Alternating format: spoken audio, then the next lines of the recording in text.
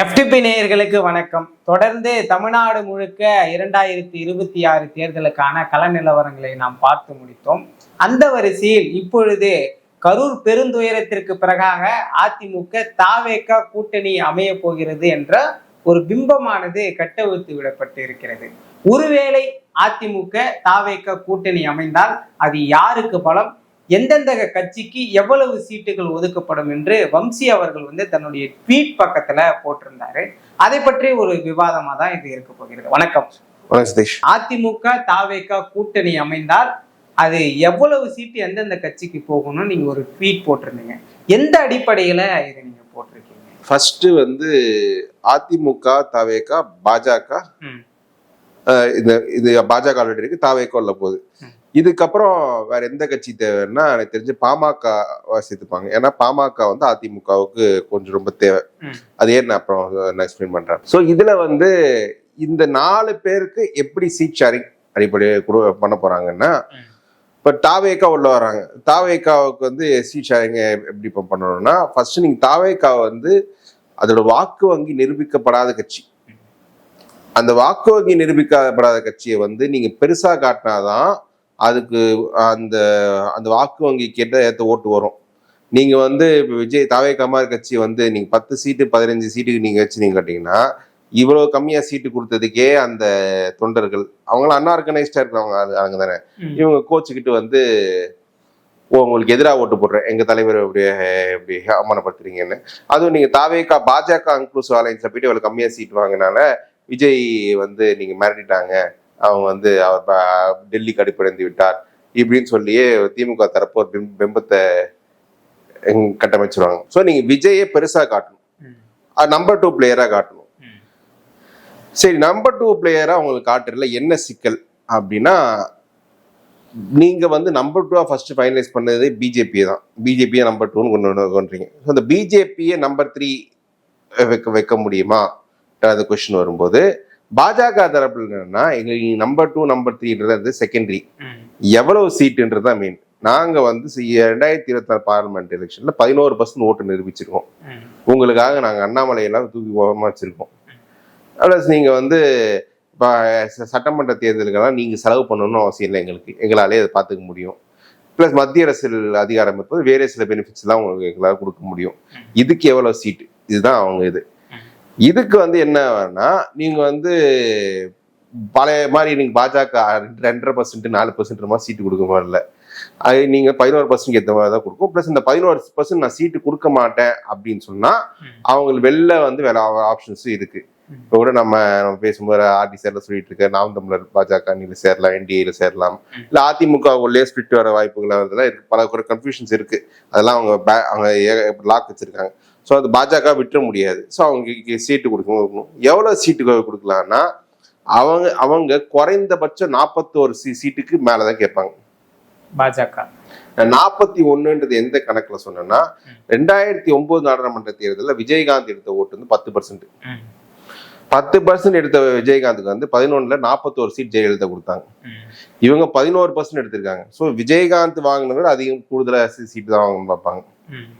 Plus ஏடிஎம்கேக்கு ஒரு leverage என்னன்னா, இப்போ மார்ச் மாதம் ராஜ்யசபாவுக்கு 6 இடங்களுக்கு தேர்தல், 2 இடங்கள் அதிமுகவுக்கு வரப்ப அதுல 1 பாஜக கொடுக்கலாம்.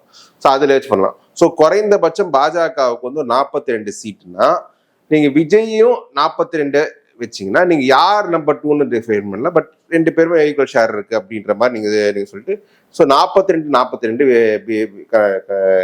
ஒரு மாதிரி சீட் பண்ணிட்டு விஜய் கூட நீங்க டெபுட்டி சிஎம்னு ஒரு ப்ரொஜெக்ட் பண்ணா அது கொஞ்சம் ஒர்க் அவுட் ஆகும். விஜய் மீது அபிமானம் கொண்டவர்கள்லாம் அப்போ ஓட்டர்ஸா மாறுவாங்க.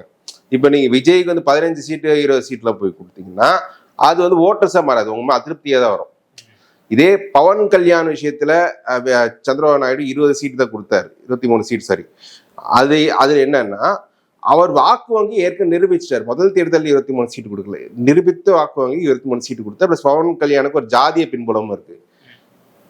இங்க விஜய்க்கு அது கிடையாது.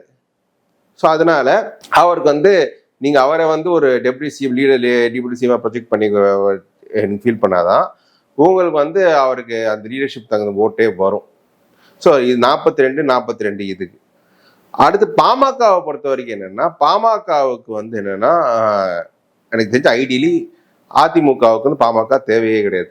ஏன்னா இப்போ வட மாவட்டத்துல பெரிய அளவுக்கு வன்னியர்கள் ஓரளவு அதிமுக போடுறாங்க. அதிமுக ஒரு வன்னியர் கட்சியா பாக்குறாங்க 10% கொடுத்ததால. ஆனாலும் பாமக ஏன் எடப்பாடி சேர்த்துக்கிறாருன்னா, பாமக இல்லாத அதிமுக வந்து சேலத்துல பலவீனமா இருக்கும். திமுக ஒரு பவர்ஃபுல்லான கேண்டிடேட் போட்டா எடப்பாடியிலே சிக்கல் வரும். எடப்பாடி செல்வ கணபதி மாதிரி கேண்டிடேட் வந்து ஆல்ரெடி எம்பியா இருக்காரு. நீங்க வந்து சட்டமன்றத்துல போட்டிடுங்க, ஜெயிச்சா மந்திரி ஆகலாம், தோத்தா உங்களுக்கு இழக்கிறதுக்கு ஒண்ணும் கிடையாது, எம்பியா தொடரலாம், ஆளுங்கட்சி செலவு பண்ணதுக்கு நாங்கள் பிரச்சனை இல்லை அப்படின்னா அவர் இறங்கி அவர் அது வன்னியர் டாமினேட்டட் சீட்ல வந்து புஷ் பண்ணலாம். ஸோ இப்போ சேலத்துல பல தொகுதிகள் இப்படிதான் இருக்கு. ஸோ பாமக இல்லாமல் அதிமுக போனா அந்த சேலத்திலேயே திமுக கடுமையான போட்டி இருக்கும். அது வந்து எடப்பாடி சிக்கல் இருக்கும். ஸோ சேலத்துல தாக்குப்பிடிக்கிறதுக்காக பாமக கொண்டு வர்றாரு. பாமகவுக்கு வந்து என்ன, போன வாட்டி 23 சீட்டு கொடுத்தாரு.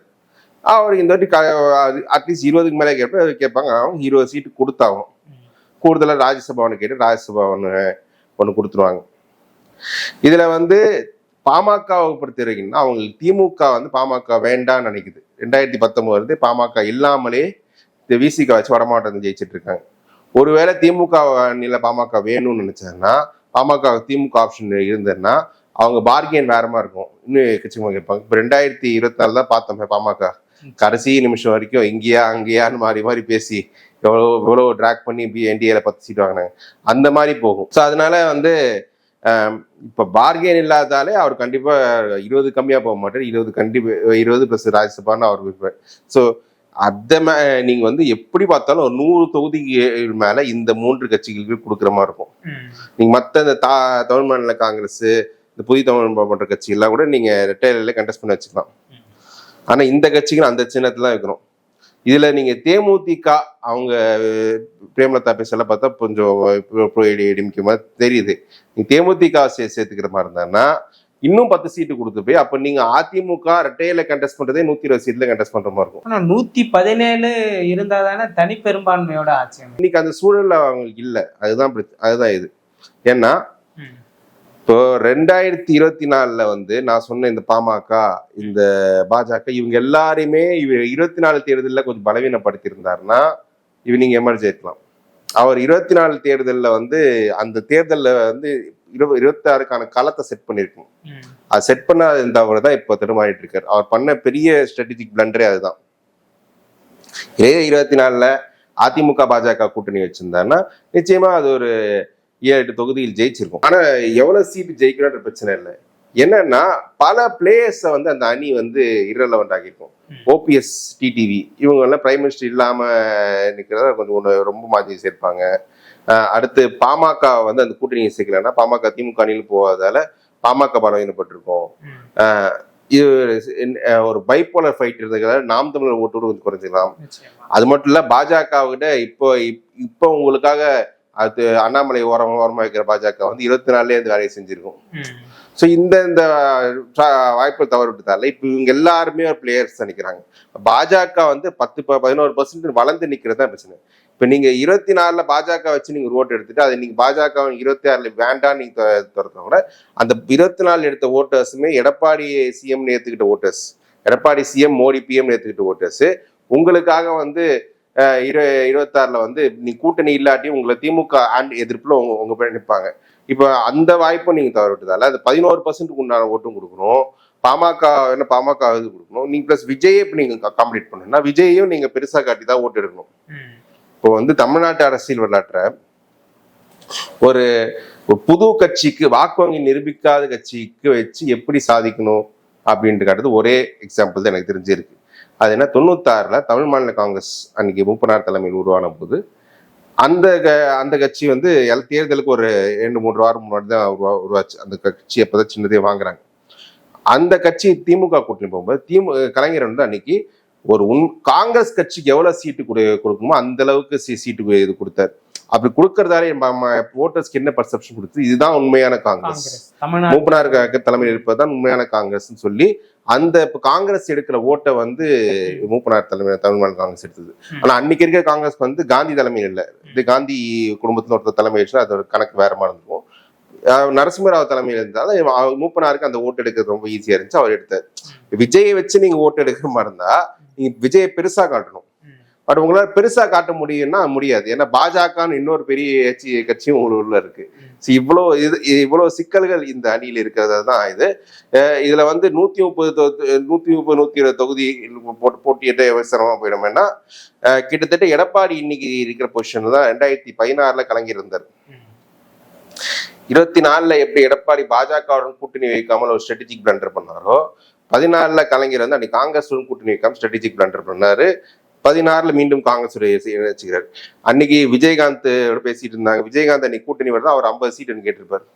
இப்போ விஜயகாந்த் காங்கிரஸ் இந்த கட்சி சேர்க்கும் போது திமுக 130 140 தொகுதியில உதயசூரியன் நிக்கிற மாதிரி இருக்கும். இதுவே அப்ப அவர் வந்து ஒரு கூட்டணி ஆட்சிக்குன்ற அப்ப மைண்ட் செட்ல இந்த இது அவங்க கொடுத்தாரு. இன்னைக்கு அதே மைண்ட் செட் வருது, எடப்பாடி இது வரணும். ஆனா அதுதான் ஜெயலலிதா மாதிரி 234 தொகுதி ரெட்டையில போட்ட ஜெயலலிதா மாதிரி நான் பண்ணேன் இன்னைக்கு நிக்கணும்னு முடிச்சுட்டா அப்போ உங்களுக்கு வந்து இந்த தேர்தலில் ஒரு தோல்வி தான் கிடைக்கும். ஒருவேளை இந்த தேர்தலில் டிவிகேவும் பிஜேபியும் ரொம்ப எமர்ஜ் ஆகிட்டாங்கன்னா அது வந்து 29 வந்து அவருக்கு வந்து 29 கணக்கு வந்து இப்ப 26 அவரு சிஎம் ஆறதுக்கு என்ன இது அதுதான் பண்ணும். இப்ப 24 நான் வேணா அந்த கணக்குகள் போட்டுக்கலாம். எனக்கு வந்து வெற்றி முக்கியம் இல்ல, 26 நோக்கி அந்த டைனாமிக்ஸ் தான் போகணும். அது இப்ப பாஜக அந்த கணக்கு போடலாம். ஏன்னா பாஜக 26 முக்கியம் 29 முக்கியம், அவங்க அந்த கணக்கு போடலாம். இவங்க அதிமுக அந்த கணக்கு போட முடியாது. அதிமுகவை பொறுத்தவரை எனக்கு அதிகாரத்தை வேணும். ஏன்னா ஏற்கனவே 5 வருஷம் எதிர்கட்சி பண்றோம், இன்னும் 5 வருஷம்ன்றது கஷ்டமா இருக்கும். அப்படி அந்த நிலைமை வரக்கூடாது, அதுக்குதான் அவங்க பண்ணணும். அதனாலதான் இன்னைக்கு பாஜக 24 வேணாம்னு சொன்ன பாஜக திரும்ப கூட்டணி சேர்ந்திருக்காங்க. தாவேகா வந்து விஜய் தரப்புல எங்கேயுமே ஒரு அபிஷியல் சொல்லாம எங்க கொடி பறக்குது பாருங்க, கொடி பறக்குன்னு இவரே சொல்றாருன்னா அப்பனா இன்னும் நமக்கு ஏற்கனவே இருக்க கூட்டணி பார்த்தா இன்னும் ஒரு பலமான ஆட்கள் தேவை கூட்டணின்னு அவர் முயற்சித்துட்டு இருக்காரு. அப்ப அதுதான் கட்டிக்கிட்டு ஒருவேளை வந்து தாவேகாவை மட்டும் கூட்டணியில் வைத்து பாஜகவை வெளிவிடலான்ற எண்ணத்துக்கு எடப்பாடி வர வாய்ப்பு இருக்கும்னு நினைக்கிறேன். அதுதான் சொல்லிட்டேனே, அந்த முயற்சி எடுத்தாருன்னா இந்த முறை பின்விளைவுகள் ரொம்ப மோசமா இருக்கு. பாஜக எல்லா இடத்துலயுமே செக் பாயிண்ட் வச்சுட்டாங்க. இப்ப வந்து ஃபர்ஸ்ட் ஒருவேளை அப்படி எடுக்கிற மாதிரி தான் முதல்ல நடக்க போகுதுன்னா அண்ணாமலை மீண்டும் மாநில தலைவர் அப்பாயின்மெண்ட் போட்டுருவாங்க, பேக் டு ஃபார்ம் வந்துடுவாங்க. அண்ணாமலை போட்டு வந்து அந்த கேடஸ் கொஞ்சம் ஆக்டிவ் ஆயிடுவாங்க. ஓபிஎஸ் டிடிவி இதெல்லாம் அந்த 2024 என்டிஏ வந்து அதே ஃபார்ம் திரும்ப வரும். முக்கியமா என்னன்னா அதிமுக உள்ள எப்படி இருப்பாங்க. செங்கோட்டையனோட ரெபெலியன் எல்லாம் பார்த்தோம், அவரு பேசிட்டு அமித்ஷா பார்த்தாரு, அவர் இன்னும் கட்சியில் தான் இருக்காரு. அப்ப செங்கோட்டையன் குரலுக்கு அப்ப கொஞ்சம் ஆதரவாக பாஜக வேணும்னு நினைக்கிற சில ஆட்கள்லாம், வேலுமணி போன்றவங்க எல்லாம் அவங்க அன்னைக்கு சப்போர்ட் இருந்தாங்கன்னா அதுவே ஸ்பிட்டா வரும். ஓபிஎஸோட வழக்கு எல்லாம் இன்னும் கோர்ட்ல இருக்கு. அதெல்லாம் வச்சு இரட்டையில போச்சுன்னா ஒண்ணுமே இல்லாம போயிடும், கட்சியே எல்லாம் போயிடும். ஆனால் தாவேகா பாஜகவோட இப்படி முரண்பட்ட ஒரு கொள்கையோட இருக்காங்க, அவங்க வந்து கை கோர்க்கிறது சாத்தியமா இருக்கு. அது வந்து ஒரு ரெகுலர் அரசியல்வாதி இதை யோசிக்கலாம். விஜய் ரெகுலர் அரசியல்வாதி போல யோசிக்கிறது கிடையாது. அவருக்கு எப்படி யோசிக்கணும்னு தெரியல. அவருக்கு இப்போதைக்கு சர்வைவலுக்கு ஏதோ ஒரு அலையன்ஸ் கிடைச்சா போதும் அப்படின்ற மாதிரி தான் நினைக்கிறாரு. அதான் அவருக்கு விருப்பமே இல்லாட்டி தாவேகா பாஜக போயிடலாமா நினைக்கிறாரு. ஒருவேளை அவருக்கு இந்த டைலமா இருக்கிறதால கூட நீங்க காங்கிரஸ் தரப்பு ராகுல் காந்தி எல்லாம் நீங்க அந்த பக்கம் போக கூடாது, இங்க வாங்கன்னா அப்ரோச் பண்றது வாய்ப்பு இருக்கு. அதுதான் அங்க நடந்துட்டு இருக்கு. ஸோ அவரோட தடுமாற்றத்தை பாஜக தங்களுக்கு சாதகமா போயிட்டு இருக்கு. இந்த கேஸ்க்கு சிபிஐ போச்சுன்னா விஜய் பிளாக்மெயில் பண்ண வாய்ப்பு இருக்கு. ஏன்னா அவங்க மேல் தவறுகள் நிறைய இருக்குன்னு ஒரு பெரிய கேஸ் கிடையாது. ஸோ இப்போ நேற்று கூட சுப்ரீம் கோர்ட்ல பாத்தீங்கன்னா பாஜக கொஞ்சம் போட்டு பெட்டிஷன்ஸ் எல்லாம் கொஞ்சம் நிறைய வருது. அப்படி இருக்கும்போது பாஜக ஏதோ விஜய் பாஜகவுக்கு இலக்கத்துக்கு ஒண்ணு கிடையாது. அவங்க 26 முக்கியம் 29 முக்கியம், அந்த வரைக்கும் லாபம்னு. அப்ப விஜய் வந்து தங்களுக்கு ஆதரவா வச்சுக்கலாம் அப்படின்னு அவங்க நினைக்கலாம். நிச்சயமாக இந்த அதிமுக பாஜக தாவேகா கூட்டணியில் இருக்கக்கூடிய பல்வேறு விதமான கேள்விகளுக்கு மிக தெளிவாக பதில் சொன்னீங்க. நம்ம மேலும் ஒரு காணொலியில சந்திக்கலாம்.